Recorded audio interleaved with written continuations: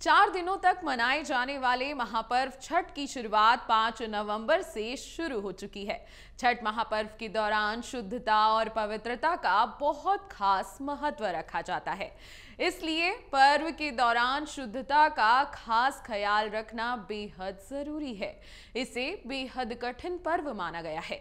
इस पर्व में व्रती 36 घंटे तक निर्जला उपवास रखती हैं। 4 दिन की इस पूजा के दौरान कुछ गलतियां ऐसी हैं जो भूलकर भी नहीं करनी चाहिए। ऐसा करने से आपकी पूजा असफल हो सकती है और जीवन में नकारात्मक प्रभाव भी इसका पड़ सकता है। ऐसे में आइए जानते हैं छठ पूजा में किन गलतियों को आपको भूलकर भी नहीं करना है। उत्तर भारत में सबसे मुख्य पर्व छठ महापर्व को ही माना जाता है।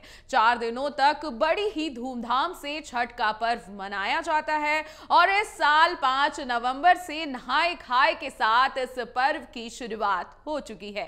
खरना के बाद संध्या अर्घ दिया जाएगा और 8 नवंबर को उगते सूरज को अर्घ देने के साथ ही छठ महापर्व की समाप्ति हो जाएगी। इन 4 दिनों के दौरान शुद्धता और पवित्रता का बहुत बारीकी से ध्यान रखना चाहिए। अब इस बीच आपको क्या नहीं करना है, ध्यान से सुन लीजिए।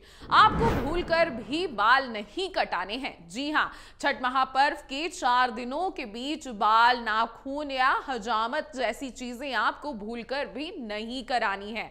तामसिक भोजन आपको इस बीच नहीं करना है। अगर आपके घर में छठ व्रत हो रहा है या नहीं भी हो रहा तो भी आपको छठ महापर्व के दौरान तामसिक भोजन का सेवन नहीं करना चाहिए। ऐसा करने से आपके जीवन में नकारात्मकता आ सकती है, इसलिए इस बीच आपको तामसिक भोजन करने से बचना होगा।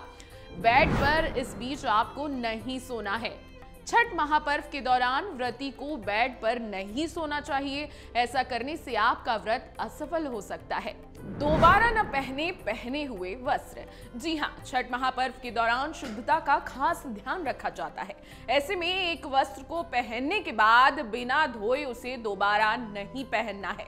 मिट्टी के चूल्हे पर बनाए खाना। छठ महापर्व में व्रती को गैस पर खाना नहीं बनाना चाहिए। इस दौरान मिट्टी के चूल्हे पर ही खाना बनाया जाता है। छठ पूजा के कुछ नियम हैं जो आप सभी को ध्यान रखने चाहिए। जैसे छठ पूजा के नियमों और परंपराएं अत्यंत शुद्धता और श्रद्धा के साथ निभाई जाती हैं। इस पर्व में कठोर अनुशासन और संयम का पालन करना चाहिए। कुछ प्रमुख नियम हैं जिनका पालन सभी को घर में करना चाहिए, जैसे शुद्धता का पालन। छठ पूजा में पवित्रता का विशेष ध्यान रखा जाता है।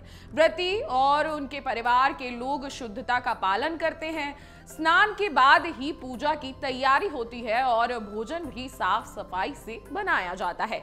व्रती नए या स्वच्छ वस्त्र पहनती हैं और पूरी पूजा प्रक्रिया में व्यक्तिगत और मानसिक शुद्धता बनाए रखती हैं। नमक और प्याज, लहसुन वर्जित होता है भोजन में। जी हाँ, छठ पूजा के दौरान नमक, प्याज और लहसुन का प्रयोग वर्जित होता है।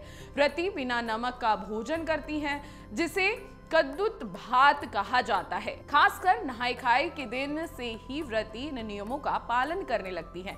बेहद ही कठोर उपास इस व्रत को माना जाता है। इस व्रत में व्रती लगातार 36 घंटे का निर्जला उपवास करती हैं, जिसमें से अन्न जल ग्रहण इसमें बिल्कुल भी नहीं किया जाता। उपवास के दौरान अन्न और पानी का सेवन पूरी तरह वर्जित होता है, जिससे व्रती की श्रद्धा और संयम की परीक्षा होती है।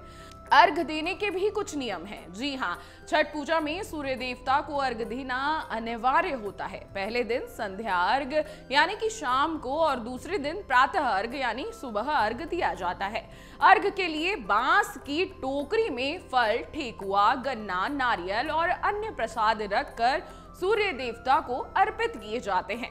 प्रसाद बनाने में पवित्रता बेहद जरूरी है। छठ पूजा का प्रसाद बनाने में विशेष ध्यान आपको रखना है कि उसमें किसी प्रकार की अशुद्धि ना हो। प्रसाद केवल शुद्ध वस्त्र धारण करके ही बनाया जाता है और साफ सफाई का विशेष ध्यान दिया जाता है। प्रसाद को मिट्टी या तांबे के बर्तनों में बनाया जाता है और उसमें मुख्य रूप से ठेकुआ, चावल के लड्डू और गन्ना रखा जाता है। अगर आपको हमारा ये वीडियो पसंद आया हो तो हमारे चैनल जीवांजलि को सब्सक्राइब करें